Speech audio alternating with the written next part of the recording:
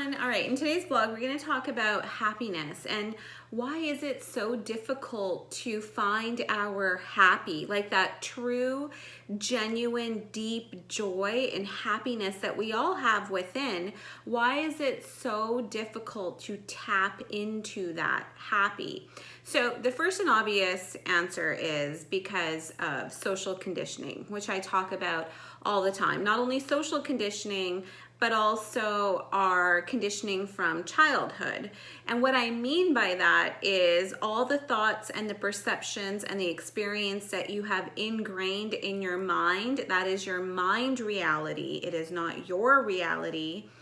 And the reason I say that is because anything that you are thinking of is a habitual, it's a habit, or it's a memory that your mind already has. It's not a new thought. Your mind can never give you something new because you haven't experienced it. So when you look at it that way, you very quickly come to realize how much in a box we all live. So the first reason we're always chasing happiness is because we're taught to be workhorses. Like you work your 9-to-5 job, you have your whatever 36 weeks vacation, 5 weeks, 3 weeks, I don't even know anymore, vacation every year. That's your fun time, enjoy it. And even when you're in that 3-week vacation, you feel like you have to do something. You feel like you have to go somewhere, or you're just trying to make that time enjoyable. So we're like constantly chasing happiness. And what happens in the spiritual journey, and I just want to say, I've said this before, when I say spiritual, I am talking about those people who are interested in opening up their sixth sense, or have recognized the sixth sense and are diving deeper into what the sixth sense is, not just the 5 senses. So when I say spirituality, that is what I mean. So those people who are on a spiritual journey, I know I went through this when I was truly like, okay, what is my joy? And I started simplifying things and I started doing more that I liked. At first, let me tell you, it's very uncomfortable. It is extremely uncomfortable to even you feel lost because you grow up in a society, or like me, in a household where success was defined a specific way. And when you're not, your success is no longer what everybody else defines success to be. It's really difficult to feel successful, even though you've branched out on your own. And like a lot of entrepreneurs experience this. You branch out on your own, you take the risks, you learn from them, you fall, the fear, everything that we experience. Most people that work 9-to-5s won't experience that. But there's never, you're always on edge. You always feel unsuccessful. Whereas every failure is you're learning from your successes, as long as you don't let it bog you down. So after my entrepreneurial journey, as I moved more into spiritual and started this teaching and coaching and all of this stuff that I'm doing right now,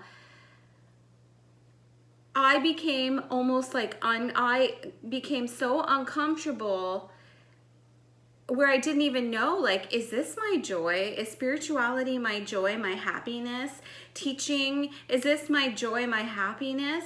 I actually had to question that because I came to this place of nothingness, but then from the nothingness, there's everything. But at the same time, this, teaching, doing this is fun for me. I enjoy it so much. I am programmed so hard that I feel like this cannot be my monetary, even though this is a service and I know, and it gives me joy, but for some reason I don't give myself enough value for my joy to turn into my talent of teaching all this to turn into and monetize.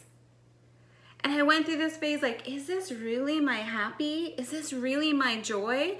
And I seriously had to it took me a long time to come to the terms and label myself again. Okay, I'm a teacher. I think about spirituality like all day long. It's part of me. It's who I am. I love making the videos. They come easy to me. But even though I know myself and I've done so much work, I was completely not sure if this was my joy and if this was my deep, deep satisfaction and happiness. And it clearly is. You can talk to anybody whom I talk about, like about spirituality. I get many phone calls and they all always say the same thing. Very passionate about it, knowledgeable about it. But yet I couldn't come to say that, is this this is my true happiness. That's how programmed we are. And true joy and true happiness is not taking 1-2 vacations a year.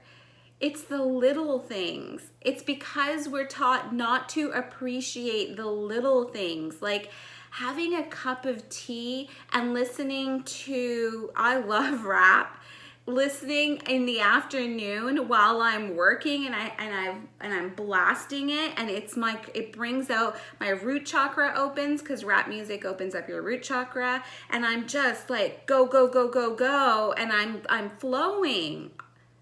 That is true joy. That is happiness. It's the little things. It's not the big, huge purchases that we make every day. And that's where the illusion is. That is why we can't give gratitude, or we have a hard time understanding that finding a penny on the ground is joy. It is happiness, because maybe 20, 30, 40 people walked by that penny, looked at it, and didn't give it any value, but you saw it as good luck. You picked it up, you thanked the universe, you put an image into that copper, because that's energy, and you put it in your shoe and you wear it proudly. Every time you feel it in your shoe, it reminds you, right, that's my imagination, it's coming. My goals and my dreams are coming. That's joy. That is happiness. So I think that's where we get lost. We think that happiness are like the big, huge shopping things. We think things are happiness. They can be, they are. I love them too, but only for a short while, and then it fizzles. What true joy and happiness is, it's what you're always building on, and you're not building on it because people are telling you to. No, you're building on it because you want to. You have the freedom, and you're using your time to build on. For me, it's spirituality. For some people, it could be art, paintings. For others, it could be music. Maybe they play music. That is joy. That is happiness, and it's okay to do more of that.